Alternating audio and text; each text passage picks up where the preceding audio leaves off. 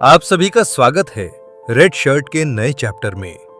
अभी तक हमने देखा कि इवान कार्डिफ कोरिया आ जाता है और अपना मूव चलता है, जहां ट्रिपलेट्स दो युईचान और चा सिंह्यूक के साथ साथ ब्लैक गोल्ड क्लेन पर भी हमला कर देता है। जहां लिन श्याओ उससे लड़ाई करती है पर वो हार जाती हैं। तभी वहां चा सिंह्यूक आ जाता है और मोलर के हाथ को पकड़कर दीवार में चिपका देता है। जहां मोलर चा सिंह्यूक के पकड़ से खुद को छुड़ाने नहीं सकता है। जहां चा सिंह्यूक लिन श्याओ से पूछता है, क्या मैं लेट तो नहीं हुआ? जहां ये सुनकर लिन श्याओ शर्माने लगती हैं और बोलती हैं, नहीं, तुम सही समय पर आए हो। अब आगे चा सिंह्यूक मोलर को दीवार से दबाए रखता है। तभी मोलर अपने चाकू वाले हाथ से चा सिंह्यूक पर चाकू से हमला करता है। जहां चा सिंह्यूक उसके हाथ को आसानी से पकड़ लेता है और राइट हाथ से मोलर के चाकू वाले हाथ को पकड़े रहता है और दूसरे हाथ से मोलर पर हमला करता है। जहां मोलर मुश्किल से पीछे झुकते हुए बचता है। जहां चा सिंह्यूक का हाथ दीवार पर लगता है। जहां चा सिंह्यूक के हमले से दीवार हल्का टूट जाता है। तभी चा सिंह्यूक मोलर के चाकू से उसी के पैर में घोंप देता है और मोलर के साइड चेस्ट पर एक जोरदार किक मारता है। जहां मोलर के फेस पर दर्द साफ दिखता है।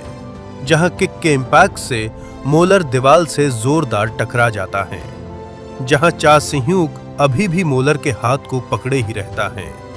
जहां मोलर अपने चेस्ट को पकड़े कर्रा रहा होता है। जहां चा सिंह्यूक ने किक मारा था और उसे काफी दर्द दे रहा होता है। तभी चा सिंह्यूक बोलता है, खड़े हो जाओ, हमें आगे चलते रहना होगा। तभी फ्लैशबैक का सीन देखते हैं जहां इवान कार्डिफ कैनिंस और मोलर को बोलता है, कैनिंस, मोलर, अगर तुम्हारा मुठभेड़ चा सिंह्यूक से हो तो तुरंत वहां से निकल जाना। तभी सीन प्रेजेंट में आता है जहां मोलर अपने चेस्ट को पकड़े इवान की बातों को याद करते हुए मन में बोलता है, धत तेरी की, ये बिल्कुल वैसा ही है जैसा मिस्टर इवान ने कहा था। मैंने बिल्कुल भी नहीं सोचा था कि हमारे बीच स्किल्स का अंतर इतना बड़ा होगा। ये तो कोई नहीं, लेकिन मिस्टर इवान इसे रोक सकते हैं। और चा सिंह्यूक को बोलता है, मैंने बहुत से लोगों का कत्ल किया हो, लगता है आखिरकार अब मेरी बारी है जाने की। यह सम्मान की बात है कि मेरा अंत तुम्हारे जैसे किसी स्ट्रांग आदमी से हो रहा है। यह जान ले लो। तभी चा सिंह्यूक अपने बाएं हाथ को ऊपर उठाता है और मोलर के फेस पर जोर से मारता है। जहां वो पंच इतना जोरदार था कि एक ही पंच में मोलर मर जाता है।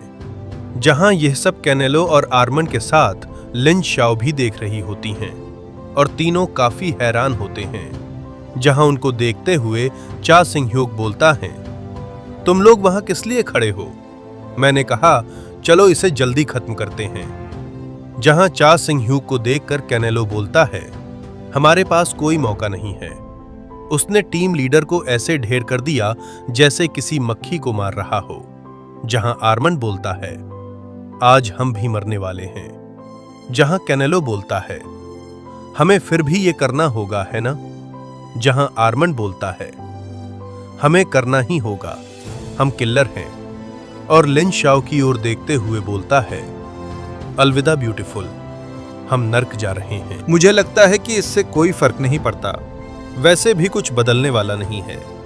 और दोनों चा सिंह्यूक की ओर हमला करने के लिए बढ़ते हैं। जहां चा सिंह्यूक दोनों को एक ही हमले में मार डालता है और लिन श्याओ के सामने पोज में खड़े हो जाता है और लिन श्याओ को बोलता है, चलो चलें। जहां लिन श्याओ हैरानी से चा सिंह्यूक को देखती हैं, तभी चा सिंह्यूक लिन श्याओ की ओर हाथ बढ़ाते हुए बोलता है, अभी के लिए मेरे साथ रहो, तुम इसमें ही सुरक्षित रहोगी। तभी सीन शिफ्ट होता है और लिन श्याओ को गाड़ी में चा सिंह्यूक के साथ बैठे हुए देखते हैं। जहां लिन श्याओ काफी नर्वस दिखाई देती है। जहां लिन श्याओ अपने हाथ को पैरों पर रखी हकलाते हुए बोलती है, मिस्टर चा सिंह्यूक, थैंक यू। जहां चा सिंह्यूक ड्राइव करते हुए लिन श्याओ को बोलता है, इसका आदत बना लो, अब से हम सहभागी हैं। जहां लिन श्याओ शर्माने लगती हैं और चा सिंह-ह्यूक की ओर देखते हुए मन में बोलती है, यह एक अजीब आदमी है। यह आदमी ने अपनी शुरुआत एक लो लेवल ठग के रूप में किया था, लेकिन इसने ली गुआंगवांग के पूरे कंपनी को अकेले तबाह कर दिया और इसने 5 ग्रेट पावर को अपना गार्डियन बना लिया। यहां तक कि लोग यह भी बात कर रहे हैं कि एसोसिएशन को लीड करने के यह लाइन में है। जिस तरह इसने अपनी रैंक को ऊपर बढ़ाया है, सच कहूं तो काफी डरावना है।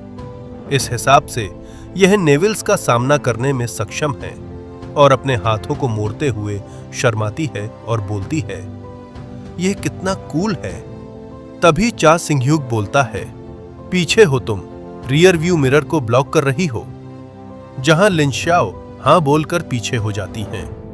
तभी सीन दूसरी ओर जाता है, जहां नेविल प्रेम ब्रोक को चेयर पर बैठे हुए देखते हैं, जहां इवान कार्डिफ चलते हुए अंदर आता है और बोलता है, पिताजी आपने मुझे बुलाया। जहां नेविल प्रेम ब्रोक अपने ड्रिंक वाले ग्लास को उठाते हुए बोलता है, फैंक्स के मास्टर हार गए हैं, यहां क्या चल रहा है इवान। जहां इवान कार्डिफ बोलता है, वह बस एक चारा है, बड़ी चीजों के लिए छोटी कुर्बानी देनी पड़ती है। और नेविल प्रेम ब्रोक की ओर बढ़ता है, जहां एक मोटा तगड़ा आदमी इवान के कंधे पर हाथ रखते हुए उसे रोकता है और बोलता है, काफी नजदीक हो। जहां वो आदमी नेविल का बॉडीगार्ड रहता है, जिसका नाम कोड नेम रहता है, जो कि ईस्ट के टॉप फिक्सर में से एक रहता है। जहां इवान कार्डिफ उसे घूर रहा होता है, तभी नेविल प्रेम ब्रोक बोलता है, आगे बोलो। जहां इवान कार्डिफ बोलता है, हाउंड डॉग्स एडवांस टीम से वेनकाई का सिग्नल अचानक कहीं गायब हो गया। जब हम उस संबंधित क्षेत्र में गए तो हमें उसकी लाश मिली, उसे मार दिया गया था। मरने से पहले वह एक संदिग्ध स्थान के बारे में सुराग छोड़ने में कामयाब रहा। हमें कुल 2 जगहें मिली, एक जंगल में स्थित एक तहखाना है। तभी सीन उस तहखाने की ओर जाता है, जहां काफी किलर्स पहुंचे रहते हैं और उस जगह की तलाशी ले रहे होते हैं। तभी एक किलर को देखते हैं जो कॉल पर रिपोर्ट देता है और बोलता है, यहां कुछ भी नहीं है। तभी सीन वापस इवान कार्डिफ पर आता है, जहां वो बोलता है, अगर हम अलग थलग हो गए तो हम असुरक्षित हो जाएंगे, लेकिन हम वहां जो कुछ भी है उसे नजरअंदाज नहीं कर सकते। क्या हमें एक बार देखना नहीं चाहिए।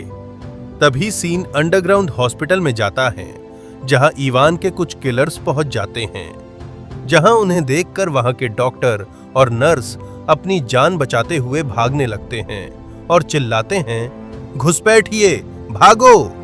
तभी वहां आगे किलर्स में से मास्क पहने किलर्स बोलते हैं, लगता है हमारी तरफ वालों की लॉटरी लग गई है। अगर हमें पता चल जाए कि यहां क्या है तो हम अपनी पूरी सेना बुला सकते हैं। तभी दूसरा किलर बोलता है, हमें सावधान रहना चाहिए, ये कोई जाल हो सकता है। तभी वहां गार्ड कर रहे लोगों को देखते हैं, जिनको किलर्स ने मार डाला। तभी वहां और बैकअप आ जाता है, जहां उन्हें देखकर वे बोलते हैं, घुसपैठिए, वे पहले ही इतनी दूर तक आ चुके हैं। जहां और गार्ड्स को देखकर मास्क वाला किलर बोलता है, तो अभी भी कुछ बचे हुए थे। मुझे लगता है कोरिया क्वालिटी से ज्यादा क्वांटिटी पर ध्यान देता है। जहां बैकअप में आए गार्ड्स चिल्लाते हुए किलर्स की ओर बढ़ते हैं, प्रेसिडेंट के आदेश से उन्हें किसी भी कीमत पर रोको। जहां मास्क वाला किलर एक ही पल में सभी को मार देता है और बोलता है, चलो जल्दी करो, और आगे बढ़ने लगता है। तभी मानसू को देखते हैं, जो चा सिंह-ह्यूक के फैमिली को गार्ड कर रहा होता है। तभी वे किलर्स मानसू के पास आ जाते हैं, जहां मास्क वाला किलर्स में से एक बोलता है, क्या तुम आखिरी बचे हो। और दूसरा मास्क वाला किलर हाथ में चाकू लिए मानसू की ओर बढ़ते हुए बोलता है, मैं उसे संभाल लूंगा, और तेजी से दौड़ते हुए मानसू पर हमला करता है, जहां मानसू उसे एक पंच में ही मार देता है। जहां ये देखकर दूसरा मास्क वाला किलर हैरान हो जाता है। तभी मानसू बोलता है, यहां से निकलने की सोचना भी मत, क्योंकि मेरा पीछे हटने का कोई इरादा नहीं है। तभी मास्क वाला किलर्स का लीडर मानसू को देखते हुए अपने साथी को बोलता है, पीछे हटो, वो ऐसा इंसान नहीं है जिसे तुम संभाल सको। जहां मानसू को सीरियस देखते हैं। तभी सीन अंडरग्राउंड हॉस्पिटल के बाहर जाता है, जहां काफी सारे किलर्स रहते हैं, जो कि स्कल टीम वुल्फ हेड रहता है और उसको टीम को लीड करने वाला हाउंड डॉग्स असॉल्ट यूनिट के कार्यकारी अब टीम लीडर स्कल रहता है, जो बोलता है, चलो इसे जल्दी खत्म करते हैं, मैं थक गया हूं। तभी चा सिंग ह्यूक की कार को देखते हैं, जहां चा सिंग ह्यूक कार को ड्रिफ्ट मारते हुए स्कल के सामने रोकता है, जहां लिन श्याओ ये देखकर बोलती है, मिस्टर सिंह ह्यूक। जहां चा सिंग ह्यूक कार से उतरते हुए बोलता है, वह अंदर है, और स्कल की ओर बढ़ता है, जहां स्कल चा सिंग ह्यूक को देखकर बोलता है, बहुत समय बाद मिले सिंह ह्यूक, और मुस्कुराते हुए बोलता है, तुम्हें यहां देखकर मुझे लगता है कि यहां वाकई में कुछ जरूरी है। जहां चा सिंग ह्यूक बोलता है, हां, वही चीज तुम्हारी मौत का एक लौता कारण बनेगी।